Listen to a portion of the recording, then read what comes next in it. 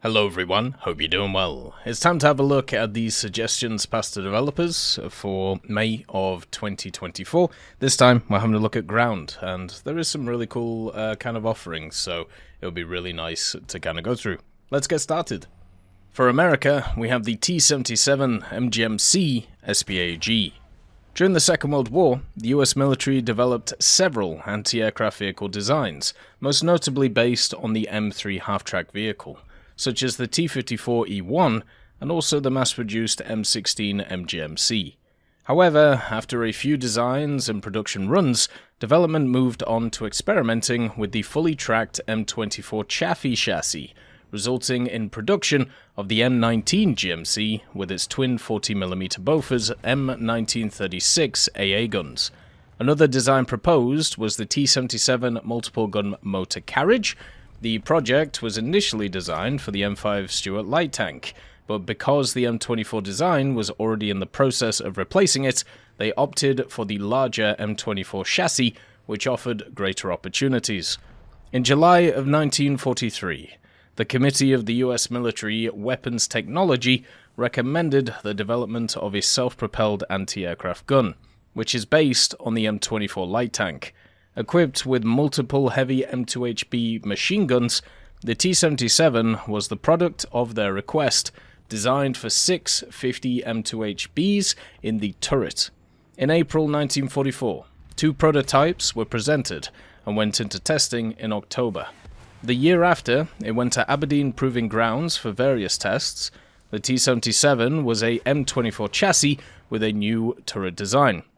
Its turret designed by United Shoe Machinery Company, the turret design known as the T-89 was very strange, one of its most conspicuous parts being the 2 seats covered with glass domes on the turret, made for a better view of the battlefield, presumably offering some protection against shrapnel and also debris as well.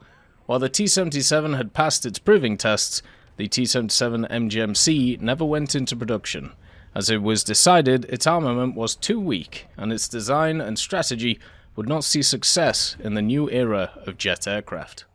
For Britain, we have the Stormer Air Defence Blazer 25/30. Ever the versatile platform, the Stormer CVR-T could be configured for various roles and tasks, from dedicated mine layers to armoured ambulances.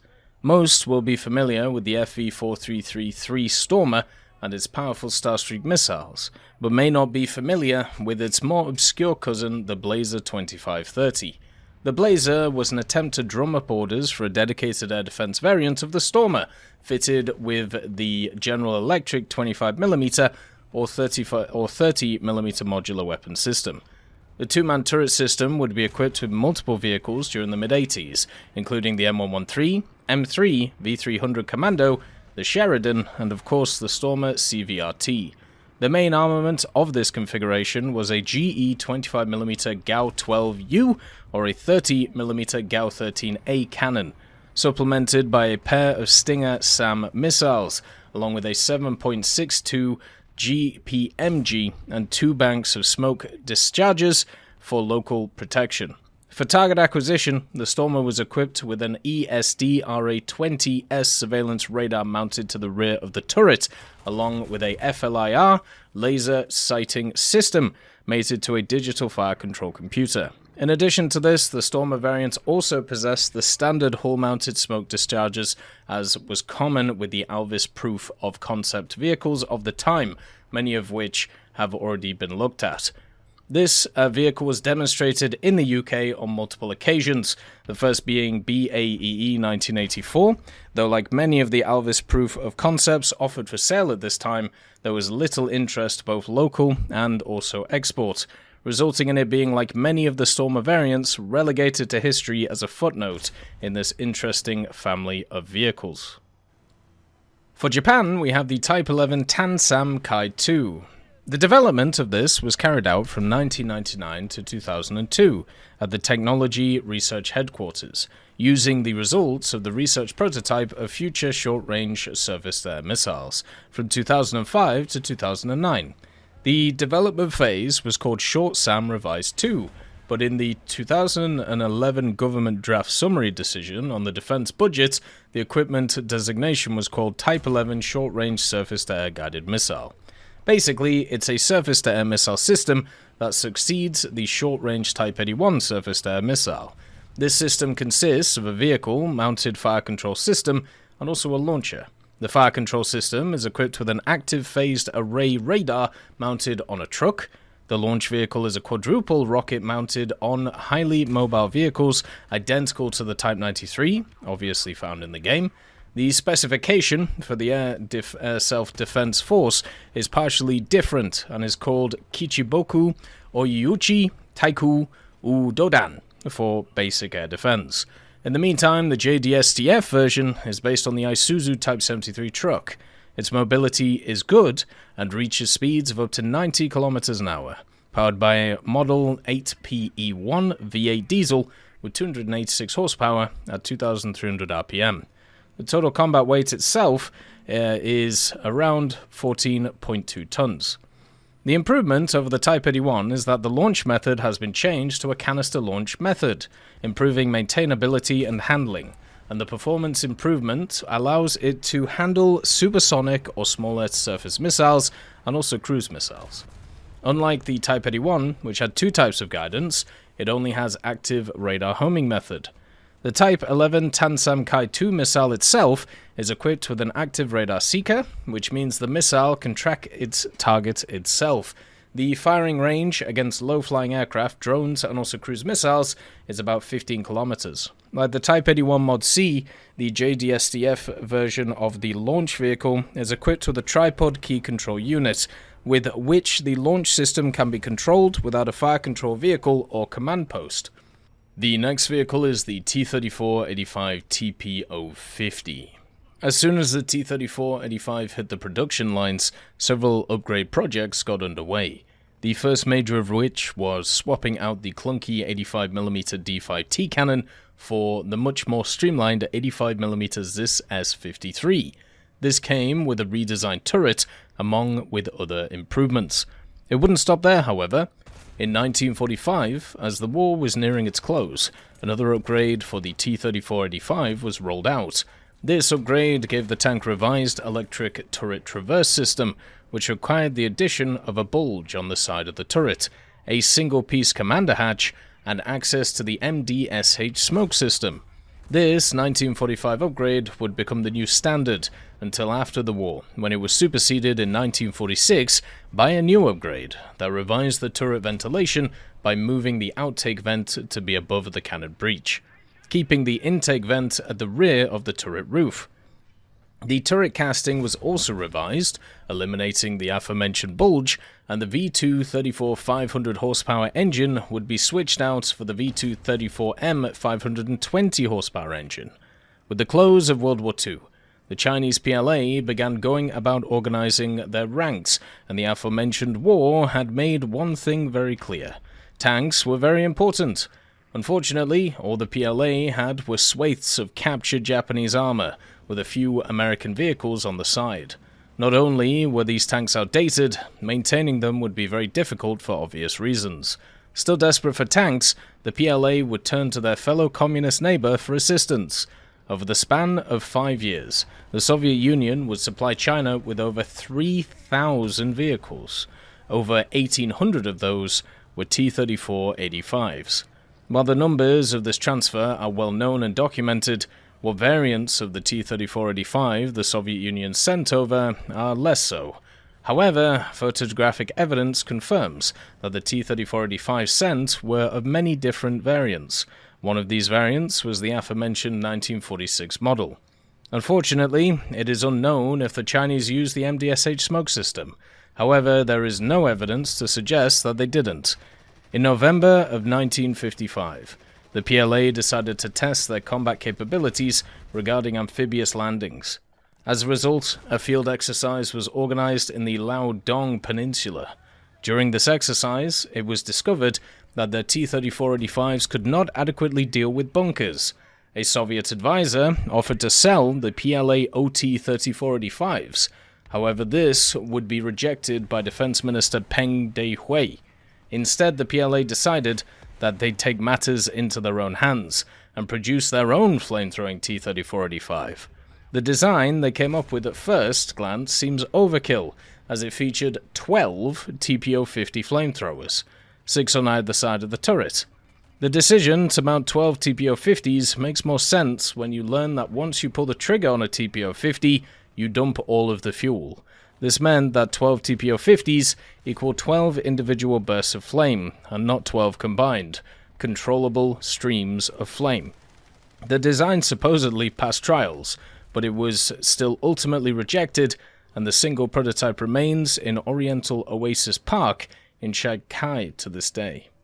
For Italy, we also have a T-34, the T-34-76B. The T-34 was a medium tank and is one of the most famous tanks of the Second World War. The tank was produced in over 80,000 examples and performed most of its service with the Red Army. The tank began to be adopted by the Soviet ranks in 1940, and over time the tank was updated and improved to make it more efficient. The Volgograd tractor factory began producing exorbitant quantities of T-34-76s in 1940, which were immediately included in the Soviet ranks and was shortly thereafter used to contain the Axis advance during Operation Barbarossa. One of these tanks, a T-34-76 Model 1942, in use by the Red Army in 1942, was captured after a battle by the Armir, the Italian army in Russia, and was captured by the 52nd Group of the 120th Artillery Regiment of the 3rd Infantry Division Speedy. The tank was also inspected by General Italo Garibaldi, and after this, the tank was classified as a command tank with Savoy crosses painted on it to avoid cases of friendly fire with the Germans. Over time, and as the conflict continued negatively and the retreat of the Italian forces, the tank was lost by the Italian forces and was most likely destroyed during combat. For France, we had the AMX-30 Valorisé. Basically, this is one of the proposed standards that did not get adopted during the AMX-30 B2 program. The cost was a bit too high, and some parts were axed to get it within budget. The Valorisé was the pinnacle of what GET could do at the time of the program. They crammed all of the separate technologies together inside the chassis to make it a worthy upgrade. The most obvious upgrade is the APX M453, which is the periscope sight that is used by the commander as part of his director stabilizer. The major upgrade over the normal AMX-30 is the new EFAB 120mm gun that was installed. As one can note, the new gun came with a new French APF SDS. This round was the OCC 120 G1. It's still compatible with all NATO 120mm rounds, and it is since it's the same gun that you find on the 4th AMX-32, the 120, and also all the AMX-40s. The EFAB 120mm gun was the center of French APF SDS development until the 105 was kept. This meant the 120 had multiple experimental 120mm rounds to actually choose from, which is pretty cool. Also, talking about the good old setup, over the AMX-30, this version got a normal stabilizer for the gunner and also a hunter-killer or director stabilizer for the commander. This dual system is usually known as COSTAC and is usually portrayed as some weird technology. However, through some kind of looking or information, you can see that there was just a question that was lost in translation, as GET mostly insisted on the commander's hunter-killer function that no other 1960s MBTs had back then. The normal stabilizer was only considered a backup solution and therefore was not put forward to the foreign visitors. This led to confusion over the system.